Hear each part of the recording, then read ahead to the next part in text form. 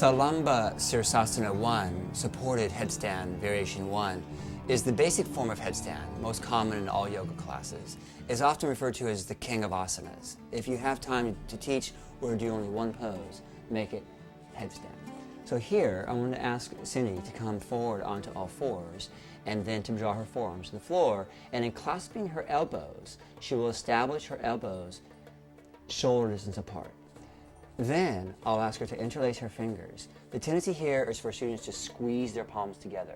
Rather, we want to keep the palms wide open and the fingers sufficiently loose that Cindy or your student can firmly root the ulnar wrist point down to the floor.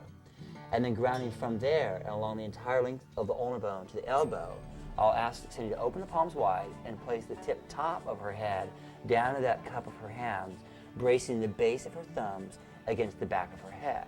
You want to encourage your students to have the tip top of the head on the floor, not their forehead. Note that with the hips back, that it's more likely the forehead will be on the floor. That will start to change as she begins to shift her hips up.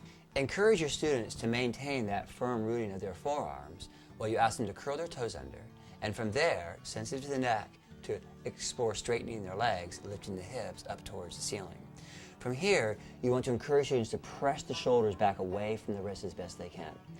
And then to slowly walk the feet in towards the elbows, bringing the hips higher up above the shoulders.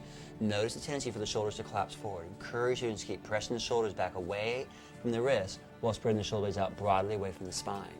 Stay here for just a couple more breaths. I'll ask Cindy to root down more firmly through her elbows, and without moving her elbows, to create a feeling as though she wanted to pull them towards each other.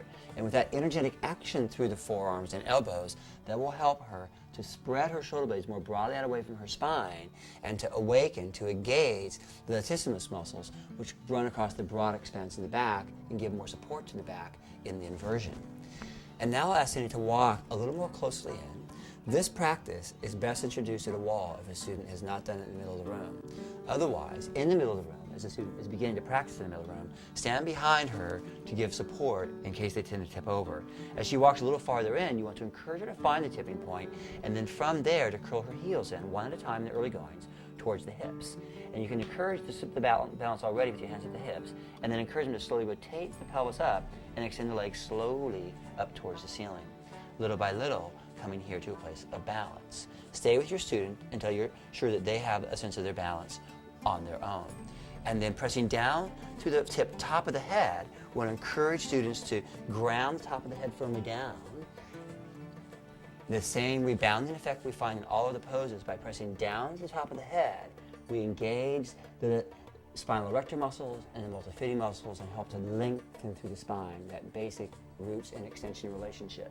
From here, I'll ask Cindy to explore lowering halfway down. And in doing so, we want to encourage students to shift their hips back to cantilever their weight over the forearms as they move towards halfway. It's not important they go fully to halfway down. Encourage them to stay there as long as they comfortably can, perhaps 5 or 10 breaths, before drawing their legs straight back up towards the ceiling. Again, you can stand behind a student with your hands just at their hips to encourage the length, the natural extension, the neutral extension from the shoulder to the hip, to the knee, to the feet.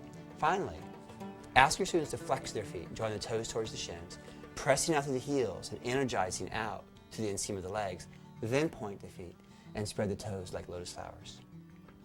Try to stay in the pose for 1 to 5 minutes, and then slowly hinging from the hips, releasing down. Over time, lower to where the toes are just barely off the floor, and then hover and release simply and slowly into child's pose.